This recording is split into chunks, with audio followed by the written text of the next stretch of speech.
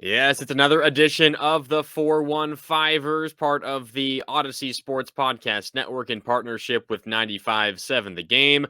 Marc Grandi with you. We'll hear from Evan Giddings coming up in just a little bit. It is Friday, December 23rd. First of all, happy holidays. Hope you are enjoying some time with the family and gathering around the television to watch some 49er football this weekend. It is Niners against the Commanders on Saturday, Christmas Eve, December 24th, 1:05 kickoff from Levi's Stadium. The 7-6-1 Washington Commanders against the 10-4 San Francisco 49ers. And there's a relatively decent chance that this could be a postseason preview, potentially. The 49ers still could very easily be the 2 seed. They are guaranteed at the worst the 3 seed. Meanwhile, Washington, as it stands right now, after losing to the New York Giants last week, they are the 7 seed in the NFC. So if the season ended right now, which I know is a phrase that not everyone is a big fan of, but if the season ended right now, the Niners would not play the Commanders in the first round of the postseason. They would play the Giants. But it is a very real possibility that the Niners could see the Commanders return to Levi's Stadium in about a month or so from now. And this game coming up on Saturday, which we'll dive into a whole lot before this episode is over, could go a long way in determining if the Commanders make a return trip to Levi's. As it stands right now, very likely one of the following 4 teams, the aforementioned New York Giants and the Washington Commanders, the Seattle Seahawks, and the Detroit Lions. The Green Bay Packers still technically alive, but a very, very long shot at this point. But the Niners' first round opponent will be either the Giants, the Commanders, the Seahawks, as I mentioned, or the Detroit Lions. We'll get to all of that coming up a little bit later on this episode. Again, you're listening to the 415ers.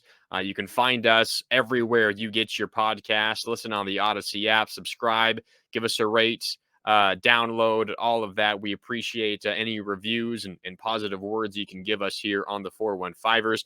But before we dive into this game coming up on Saturday, we got to talk about some of the news from earlier this week. If you listen to the last episode of the 415ers, Evan and I were kind of previewing the potential Pro Bowlers that the 49ers might have this year. And I even asked the question, over under 8.5 Pro Bowlers. And Evan and I both kind of hesitantly took the over. I thought there would be 9. The 49ers officially 6 Pro Bowlers. So hopefully you didn't tail our thinking from last episode. If you did, apologies. But 6 Pro Bowlers for the 49ers, and that does have a chance to jump up quite a bit. But as it stands right now, following the league's voting process, the following 6 49ers are guaranteed Pro Bowl bids. Now, again, the Niners hope they don't actually play in the Pro Bowl because that means the team is on their way to the Super Bowl. But as it stands now, 6 49ers onto the Pro Bowl. Safety Talanoa Hufanga, linebacker Fred Warner, defensive end Nick Bosa, tight end George Kittle, fullback Kyle Juszczyk, and tackle Trent Williams. So those 6 are all Pro Bowlers here in 2022 for the San Francisco 49ers. None of those names really all that surprising. Talanoa Hufanga probably was the least likely of that group of 6 because Fred Warner, I mean, you can make a case. Warner, Bosa, Kittle, Juszczyk, and Williams are all the best player in their position across the league. If not the best, definitely, in the top 3. You could make that argument. Hufanga certainly deserves to be in that conversation as well, but he's not quite as well known across the league as those other guys. This has kind of been his breakout year. So certainly congratulations to Talanoa Hufanga on his first Pro Bowl nod and all of those other 5 for getting in once again. However, a couple of pretty large snubs for the San Francisco 49ers. Again, those 6 Pro Bowlers confirmed for the 49ers. Talanoa Hufanga, Fred Warner, Nick Bosa, George Kittle, Kyle Juszczyk, and Trent Williams. Again, all of those guys deserving. However, what are the first 2 names that come to mind when you hear that group of 6 and wonder, how did you leave this guy off? Those 2 guys for me are Christian McCaffrey and Dre Greenlaw.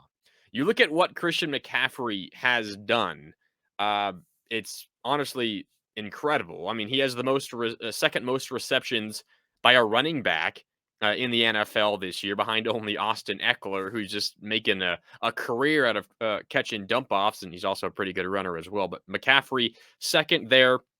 We look at some of the other things he's done, and this is from the Prospector, a piece that the 49ers put out every week ahead of their game. Last week, McCaffrey registered 26 carries for 108 yards and a touchdown to go along with 6 catches for 30 yards against Seattle, marking the second time this year that he's registered back-to-back games with 100 or more rushing yards. That's pretty impressive. Overall, he had 138 scrimmage yards in Seattle on Thursday night, pushing him up to 1,550 on the year. This is his third season since he entered the league in 2017 with more than 1,500 scrimmage yards, which is tied with Alvin Kamara and Derrick Henry for the most in the NFL in that span.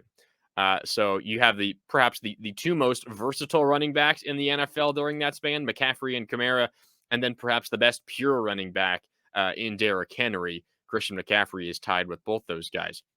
With 100 or more rushing yards against Washington coming up on Saturday, McCaffrey would register 3 consecutive games with 100 or more rushing yards for the second time in his career, and he'd become the first 49er to do that since Frank Gore did it back in 2011. He had it 5 straight games with 100 or more rushing yards. Let's say McCaffrey only gets 73 rushing yards against Washington on Saturday. McCaffrey then would register 1,000 or more rushing yards for the third time in his career, which would match the second most in the NFL since he entered the league in 2017. Again, that would be the third for McCaffrey. He's going to get that at some point, maybe not this week necessarily, but before the end of the year, he will get 73 more rushing yards. The only guys to do it more than him, if McCaffrey is able to get that 1,000-yard mark this year, Nick Chubb, Derrick Henry, and Dalvin Cook have all done it 4 times. Josh Jacobs, Joe Mixon, Saquon Barkley, and Ezekiel Elliott have all done it 3 times as well. So no matter how you split it, really, really good company for Christian McCaffrey. And another note here, I think we talked about this last week, previewing that Seattle game. With 4 or more receptions against Washington coming up here this week for McCaffrey, he would pass running back Roger Craig for the most receptions by a running back through his first 6 seasons in NFL history. That's obviously an important number specifically for what it means for McCaffrey, but also for this organization, because Roger Craig, one of the all-time greats in the red and gold for the 49ers. Again, 4 or more receptions for McCaffrey, and he would pass running back Roger Craig for the most receptions by a running back through his first 6 seasons in the NFL. Long story short, Christian McCaffrey deserving of a Pro Bowl nod. He's not officially in. Again, the 6 that are Hufanga, Warner, Bosa, Kittle, Juszczyk, and Williams. However, the 49ers did have 7 other players selected as alternates, meaning the 49ers could send a group of players in the double digits to the Pro Bowl. The alternates are guard Jake Brendel, kicker Robbie Gould, running back Christian McCaffrey, wide receiver Ray McLeod, that's as a return specialist, wide receiver Deebo Samuel, cornerback Mooney Ward, and punter Mitch Wishnowsky. So at least Christian McCaffrey was selected as an alternate, right? You have Christian McCaffrey as an alternate on the Pro Bowl team, which is better than certainly not being mentioned at all. However, he's deserving, like those other 6, of being a Pro Bowler for the 49ers. And then the other big name that was left off, and that isn't even an alternate, as we welcome Evan Giddings into the podcast as well, the other big name, Evan, that was left off of the Pro Bowl for the 49ers is Dre Greenlaw. And we'll get to you in a second, Evan, but I want to play this clip from Kyle Shanahan, who spoke on Thursday about this. He was asked about Pro Bowl snubs, and he agreed. Dre Greenlaw, probably the biggest one of note. There's a number of guys who should have been in there who weren't, such as Greenlaw, without a doubt, because I didn't see him anywhere. I truly believe Christian would have been a starter, but I think he's. I'm not sure what the list is, but I know he wasn't. That surprised me. But Greenlaw was the biggest one to me. I think he's had a Pro Bowl year. I think he's been great. I think he's played at that level always when he's played for us, and Missed a little bit this year, not much. Been able to stay healthy. He fought through some injuries early on, and when he's been playing healthy, I think he's played as good as anyone in this league. So at least McCaffrey an alternate. Dre Greenlaw not nowhere to be seen after the league announced their Pro Bowl voting. Evan, welcome to another edition of the 415ers. First of all, happy holidays. But Dre Greenlaw, not a Pro Bowler. That is an upset. Yeah, I mean, it's kind of like the first 8 minutes of this podcast, right? I was Dre Greenlaw. I didn't show. I wasn't there. Was not selected. But it is kind of interesting to think about, Mark, because you got arguably the two kind of most dominant players. I guess you could make the argument Fred Warner is maybe more of a more notable linebacker, but obviously Christian McCaffrey, who leads everyone in total yardage across the entire league. And then you look at Dre Greenlaw, who's probably playing the best football of anyone outside of Nick Bosa on defense, and he's the person that doesn't get selected. So as we talked about on our Wednesday episode, just another indicator of something where maybe Pro Bowl isn't exactly the end-all, be-all. It's a nice measuring stick. It's a nice barometer, but maybe doesn't tell the whole picture, because there might be a situation which happened, I believe, to Navarro Bowman, where he wasn't a Pro Bowler, but he was still an all-pro. That is what could be coming Dre Greenlaw's way. Yeah, I think if you were to ask Dre Greenlaw, and I know he was on 95.7 The Game last week, ahead of the game against the Seahawks, Damon Inarado asked him about what it would mean to be a Pro Bowler, and he said, oh, it would be a dream. Like, I never thought that something like that would be possible. Unfortunately, it hasn't happened for him. Now, maybe who knows what the future might hold. But I think if you asked him and he were to honestly answer what would mean more, a Pro Bowl nod or an All-Pro nod, I would be shocked if he didn't say All-Pro, because that is, I mean, you take the fan voting out of it, and I know obviously players love to have the respect of fans. I mean, without fans, there isn't a National Football League. But I think it probably means a little bit more to have that notoriety from your coaches and your fellow players, and that's where the all pro voting comes from, and from the media as well. So it's not a lost cause for Dre Greenlaw. He's certainly having a fantastic season. He's probably a little frustrated by this, but he could still turn this into a fantastic career year. Now, that's where it becomes a little confusing, though, right? Because you obviously have the fan voting, but then you have your coaches and your player voting, which is the other 2/3 of the, Pro Bowl alternates, starters, whatever you want to call it. So it does beg the question of, like, how much, I guess, recognition around the league does a guy like Dre Greenlaw get?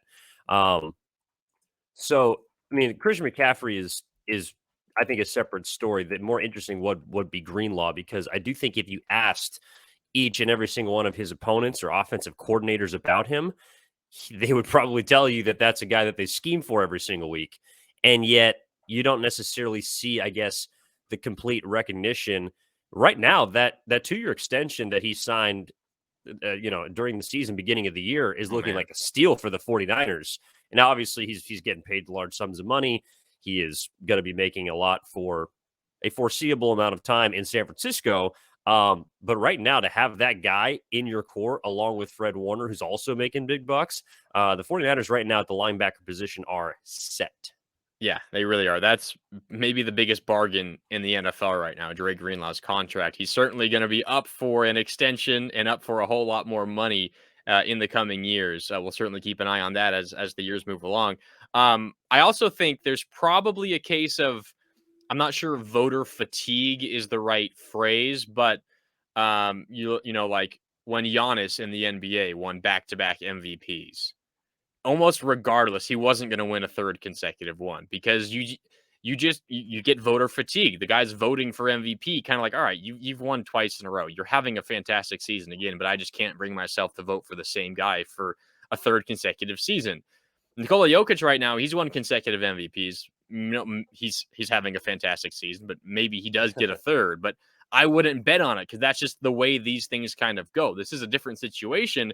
But let's say the 49ers existed in the universe in which Fred Warner wasn't on their team, and Dre Greenlaw was their lead linebacker. Dre Greenlaw is a Pro Bowler in that universe because Fred Warner isn't there, and they're great together, but Fred Warner takes a bit of the shine away from Dre Greenlaw. That's just how it works. And if you have two really good linebackers, one of them is guaranteed to get into the Pro Bowl, but you might not get the second because voters think, hey, we've already got one great Niner linebacker in there. Why do we need a second? Yeah, and look, if you check around the rest of the NFC, it's the Eagles with 8 and, an X amount of alternates, and then it's the 49ers. So that kind of checks out, right? Like you'd assume the team with the best record in the conference would have the most Pro Bowlers, which they do. And I think the team that everyone identifies as the second best team in the NFC is right behind them. So look, it does suck that Dre Greenlaw was not named an alternate. I believe at some point Christian McCaffrey will get the call. Whether he wants to go to Las Vegas and play a 7-on-7 game the weekend before the Super Bowl is up to him.